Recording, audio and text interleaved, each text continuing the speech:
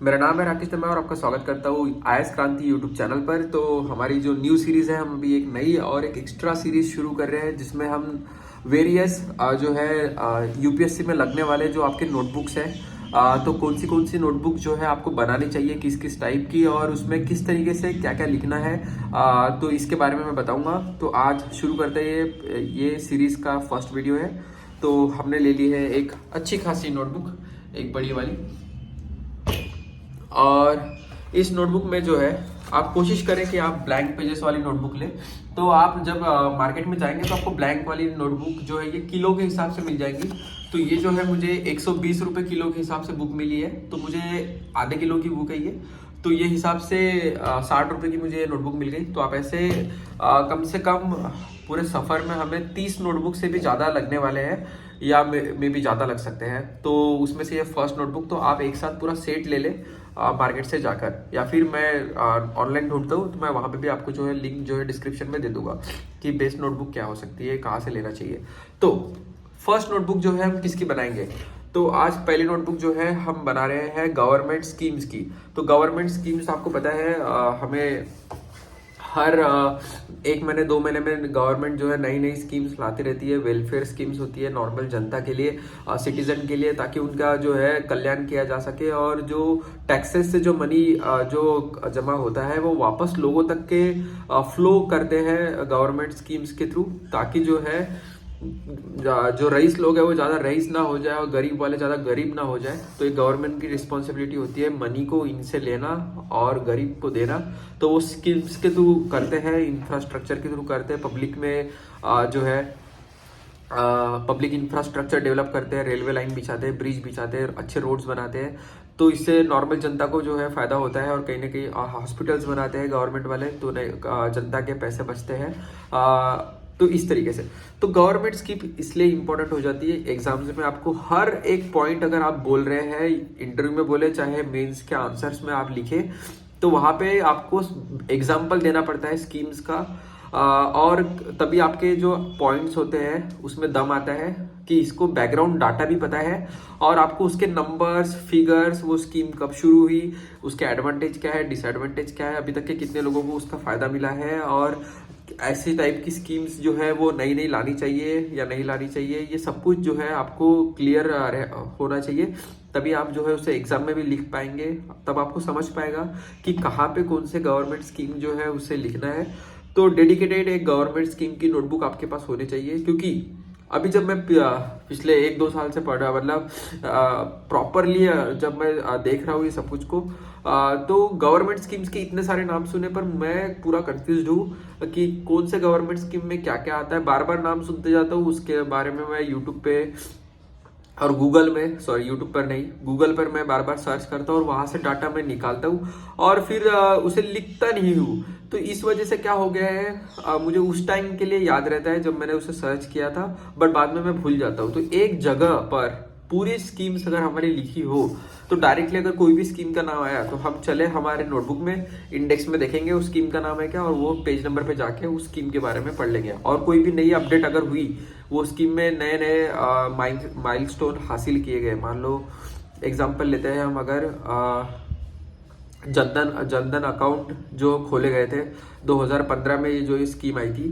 Around, मैं year के लिए अभी भी श्योर नहीं हूँ। तो इसमें आपने देखा होगा जो है नॉर्मल लोगों के जो अकाउंट्स है वो खोले गए। तो अभी रिसेंटली 50 करोड़ लोगों के अकाउंट जो है वो खुल गए हैं इस स्कीम के अंदर में। तो ये एक अचीवमेंट हासिल की है, और पिछले 8-9 साल से ये स्कीम जो है वो चल रही है। तो हर साल ये स्कीम की एनिवर्सरी भी मनाई जाती है, और उसका जो है ऑपरेशन करते हैं स्कीम का, क्या क्या अभी अपडेट है इस स्कीम को लेकर। तो ये सब कुछ जब आते रहता है तो आप लिखेंगे कहाँ, दिमाग में आप 1000 स्कीम्स के बारे में याद नहीं रख सकते, इसलिए ये नोटबुक जो है हमें बनानी पड़ेगी। तो फर्स्ट नोटबुक हमारी बनाने जा रहे हैं अभी हम, जिसका नाम है गवर्नमेंट स्कीम्स। अब कैसे बनाना है, क्या बनाना है, मैं आपको सर्च करके, मतलब एक जनधन अकाउंट वाली जो स्कीम है उसके बारे में मैं पहला लिखूंगा यहाँ पर।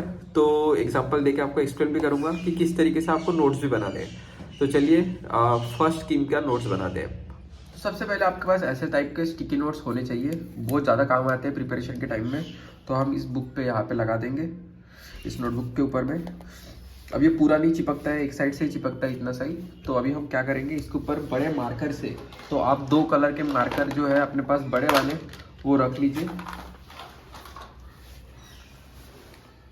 मेरे पास मैंने रेड और ब्लैक लेके रखा है परमानेंट मार्कर। तो अब हम यहाँ पे लिखेंगे बड़े अक्षरों में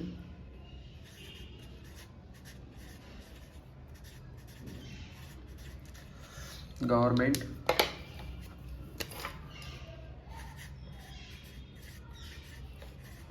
स्कीम्स।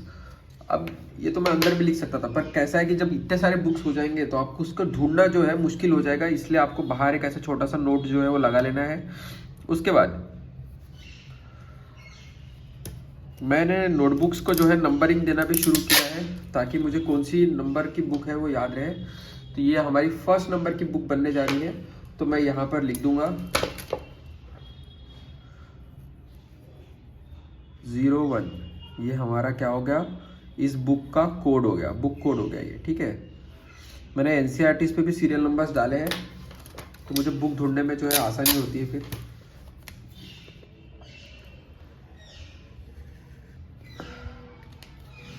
अब इसके ऊपर में आप क्या कर सकते हैं, टेप ले लेंगे आप और डायरेक्टली सेलो टेप इसके ऊपर में आपको मार देना है। तो ये स्टिकर जो है ना निकलेगा, ना इसके ऊपर की मार्किंग जो आपने की है वो यहाँ से गायब होंगी। तो ये हो गया हमारा परमानेंट जो है इसका नेम टैग, ठीक है। इतना आपको काम करने के बाद आपको दूसरा काम करना है।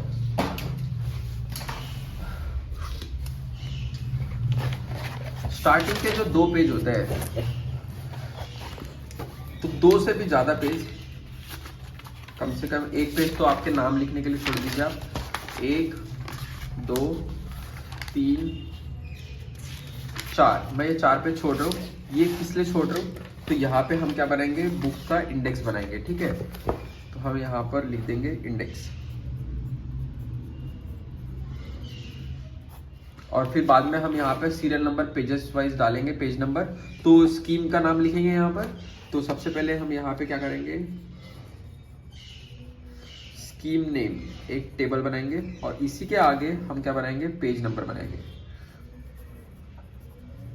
ठीक है। अब हम यहाँ पे एक वर्टिकल लाइन जो है वो खींच लेंगे।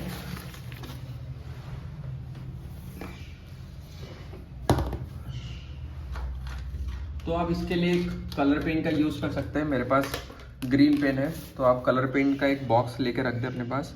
तो ये हमने यहाँ से इस तरीके से पेज नंबर वाला बॉक्स खींच लिया, देखिए आप ऐसा दिख रहा है ये। और यहाँ पे हम जो है इस तरीके से एक पूरी वर्टिकल लाइन मार रहे हैं, और यहाँ पे एकदम आखिरी में भी एक वर्टिकल लाइन मार देंगे।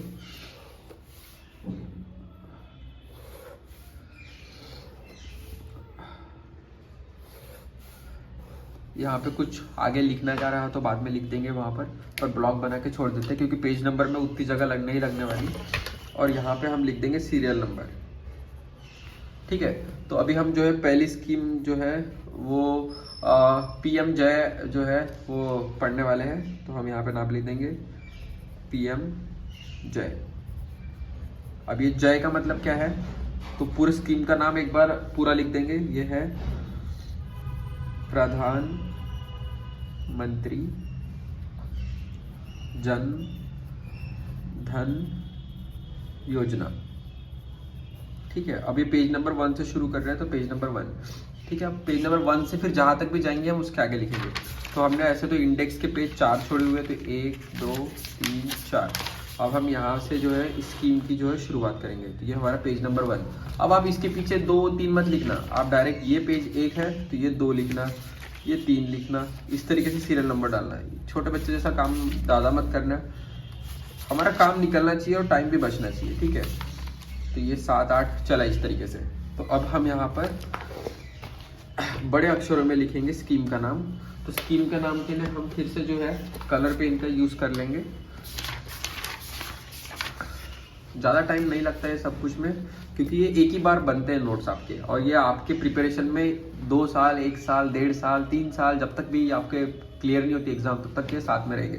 तो ये हिसाब से क्वालिटी वाले अपने नोट्स बनाए। तो स्कीम का नेम है हमारा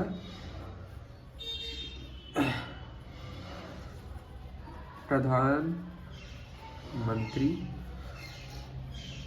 जन धन योजना, ठीक है, और शॉर्टकट में इसे बोला जाता है PMJ।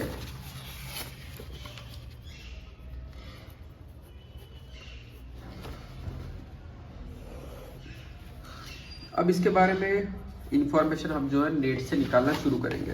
तो इंफॉर्मेशन नेट से भी निकालनी कैसी है, मैं एकदम आपको बेसिक से समझा रहा हूँ। जो हमारे भाई जो नए जुड़े हैं हमारी प्रिपरेशन से, तो उनको पता रहे।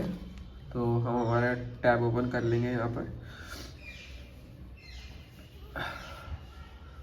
तो डायरेक्टली जो गूगल का सर्च बार होता है ऊपर का, उस पर जाना है आपको, और डायरेक्टली यहाँ पे आपको क्या लिखना है, तो आपको यहाँ पर सर्च करना है PM जन धन योजना, जन धन योजना UPSC। और आगे में हमेशा कोई भी अगर आप सर्च करें तो आगे में UPSC सर्च कर लेना, ठीक है, टाइप कर लेना। तो देखेंगे आप बहुत सारे इंस्टीट्यूट्स के यहाँ पे आपको जो है बायजूस दिख रहा है, दृष्टि IAS दिख रहा है, इन्होंने इसकी समरी बना के रखी है, टेक्स्ट बुक वाला दिख रहा है, यहाँ पर PI भी दिख रहा है। तो सबसे पहले मैं आपको खास बात बताऊँ कि गवर्नमेंट भी जो है स्कीम्स के बारे में पूरी इन्फॉर्मेशन देती है। तो आप सबसे पहले इसके ऊपर जंप ना करें, क्योंकि एकदम टेक्निकल और हाई लेवल की इंग्लिश यहाँ पे यूज़ की जाती है और टेक्निकल टर्म्स यूज़ किए जाते हैं। तो हमें कोचिंग को फॉलो करना है, यहाँ पर कोचिंग द्वारा जो बनाया गया है, जो उसकी समरी है स्कीम की, वो, क्योंकि हमें एक्स्ट्रा डाटा नहीं चाहिए, हमें UPSC के में काम आने वाला एकदम थोड़ा सा क्रिप्स जो आइडिया दे सके कि एक्चुअल स्कीम क्या है, वो डाटा चाहिए। आप देख सकते हैं यहाँ पर 4 सितंबर 2023 को अपडेट हुई है ये जो आर्टिकल है। तो लेटेस्ट आर्टिकल आपको यहाँ से देखना है, ठीक है। डायरेक्टली क्लिक करेंगे यहाँ पर, तो देखिए यहाँ पर पूरा जो है उसके बारे में आ गया है कि प्रधानमंत्री जन धन योजना क्या है और उसमें क्या क्या हुआ था, व्हाट इज प्रधानमंत्री जन धन योजना। चले हम जो काम का यहाँ से लगे लिखते चले पूरा स्कीम के बारे में। तो अभी मैं लिख लेता हूँ यहाँ से। तो इस तरीके से आपको जो है नोट्स बनाने हैं। अभी मैं लिखने के बाद आपको वीडियो कंटिन्यू करता हूँ। आप नोट बनाते समय हमेशा 2 पेन का यूज़ करें। और रही बात हैंड राइटिंग की, तो एग्ज़ाम में UPSC का रिटर्न पेपर होता है, आपको पता है, जिसमें मेंस एग्जामिनेशन में आपको लिखना पड़ता है। तो अभी से बहुत अच्छी क्लियर कट हैंड राइटिंग की प्रैक्टिस करना भी सीखे नोट्स बनाते हुए, ताकि आपको अलग से फिर हैंड राइटिंग की, गुड हैंड राइटिंग की प्रैक्टिस करने की ज़रूरत ना पड़े, ठीक है। तो अभी से आप अच्छे खुले नोट्स जो एक बार में समझ में आया, जो है बेसिक जो है स्कीम को लेकर जो नोट्स है वो बन चुके हैं।